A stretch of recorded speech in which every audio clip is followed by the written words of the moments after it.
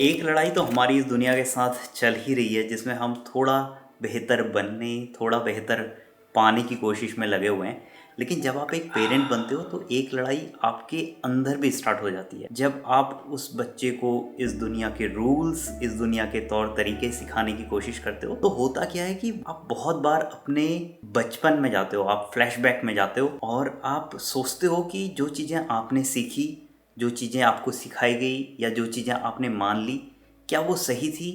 क्या उसी तरीके से, उसी कायदे से आप अपने बच्चे को वही सारी चीज़ें सिखाना चाहोगे? वैसे तो देखिए, हम सबका बचपन बहुत ही ज़्यादा अच्छा था, नेचर बहुत ज़्यादा था हमारे बचपन में, सोसाइटी बहुत ज़्यादा स्ट्रॉन्ग थी, इंटरनेट नहीं था। लेकिन कुछ चीज़ें ऐसी थी, जब मैं अपना बचपन सोचता हूँ तो मैं सोचता हूँ कि जो चीज़ें मैंने मान ली या जो चीज़ें मुझे सिखाई गई, क्या इन्हें उसी तरीके से मैं काशू को सिखाना चाहूँगा? तो इन्हीं चीज़ों के बारे में मैं आज आपसे शेयर करूँगा।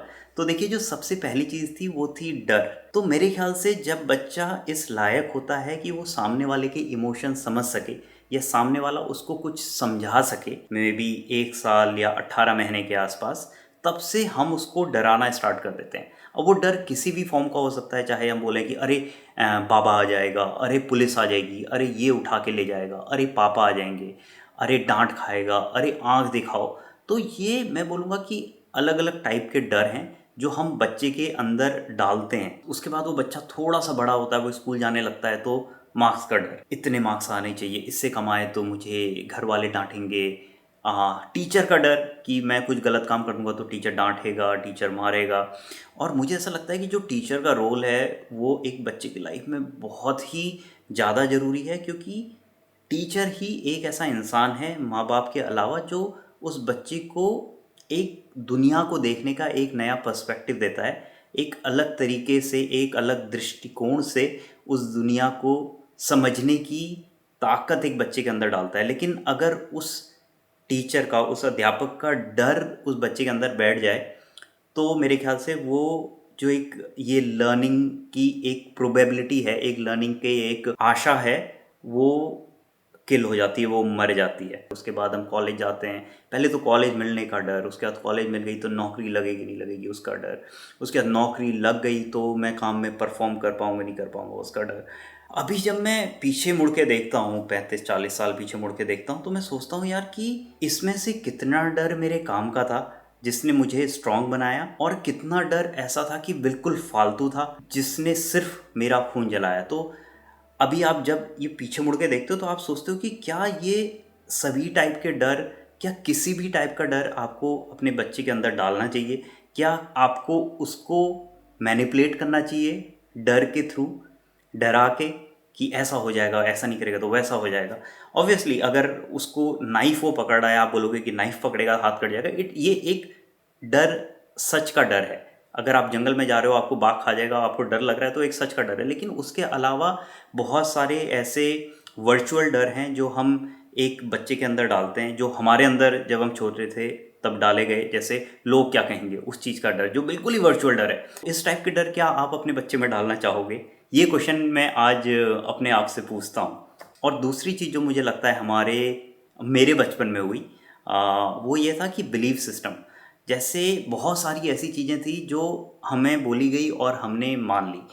जैसे भगवान, कभी हमने क्वेश्चन नहीं किया कि यार भगवान के 3 सर क्यों हैं, 4 हाथ क्यों हैं, किसी भगवान के शरीर में हाथी का सर क्यों है? मतलब अगर आप उसे प्रैक्टिकली सोचो और आप रोड में चल रहे हो, आपको 4 हाथ वाला इंसान दिख जाए, तो आप उसे भगवान मानोगे या आप फ्रीक आउट हो जाओगे? या फिर आप चल रहे हो और साथ में आपको दिखे एक आदमी है, उसका सर हाथी का है, तो आप हाथ जोड़ के गणेश की आरती करोगे या आप भाग जाओगे? मतलब इस टाइप के क्वेश्चन हैं जो हमें बताए गए और हमने सीधे मान लिए। हमने कभी क्वेश्चन नहीं किया कि ऐसा क्यों है। ऑब्वियसली उसके पीछे एक स्टोरी है, लेकिन उस स्टोरी के पीछे कभी हमने जाके देखा नहीं कि ऐसा क्यों है।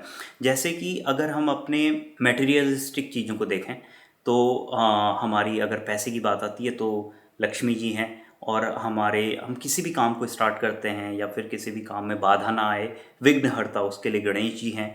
और हमें पानी वगैरह चाहिए, बारिश करानी है तो उसके लिए इंद्रदेव हैं। तो मटेरियलिस्टिक चीज़ों के लिए ये भगवान हैं। और अगर आप इमोशनल नीड्स के लिए देखें तो जैसे लव और डिवोशन, उसके लिए कृष्ण भगवान हैं, जहाँ पे मैरिज और फैमिली और इन सब के लिए पार्वती हैं, अफेक्शन है, लव है, अट्रैक्शन है किसी के लिए, उसके लिए कामदेव हैं। अगर हमें नॉलेज चाहिए, ज्ञान चाहिए, क्लैरिटी चाहिए अपनी लाइफ में, तो उसके लिए सरस्वती जी हैं। तो देखा जाए तो हमारी हर टाइप की नीड के लिए, चाहे वो मेटेरियलिस्टिक हो, चाहे वो इमोशनल नीड्स हो, तो हर टाइप की नीड्स के लिए एक भगवान है। तो या तो ये भगवान पहले से हैं, या फिर ऐसा भी हो सकता है कि जैसे जैसे इंसान ग्रो करते गया उसकी ये सारी नीड्स आते गई, तो उसके लिए हम एक भगवान को बनाते चले गए।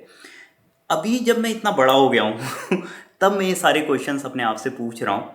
और जब मैं क्वेश्चन अपने आप से पूछ रहा हूँ, तो मैं सोचता हूँ कि क्या ये सारे टाइप के भगवान मुझे एक 2 साल के बच्चे में इंट्रोड्यूस करने चाहिए? क्या उसको ये सारी कहानियाँ, ये सारे सुपरस्टिशंस, जो भी मतलब जो सच्चाई नहीं है, उसके अलावा क्या उसके छोटे से दिमाग में भरना चाहिए, जहाँ पर उसका दिमाग ऑलरेडी इतनी सारी चीज़ें इस दुनिया में जो इतनी प्यारी हैं, जैसे नेचर है और बात करने की स्किल है और इमोशंस हैं, वो सारी चीज़ें सीख रहा है, तो क्या उसके टॉप पे मुझे ये सारी चीज़ें डालनी चाहिए? तीसरी चीज़ जो मुझे लगता है कि हमें सिखाई गई लेकिन अच्छे से हमने वो डाइजेस्ट नहीं की, वो था रिस्पेक्ट। ये वर्ड मेरे ख्याल से हमने सबसे ज़्यादा सुना होगा बड़ों के मुंह से। अगर रिस्पेक्ट करनी है तो किसकी करनी है? ऑब्वियसली इंडिया में सबसे ज़्यादा है बड़े लोगों की रिस्पेक्ट करो।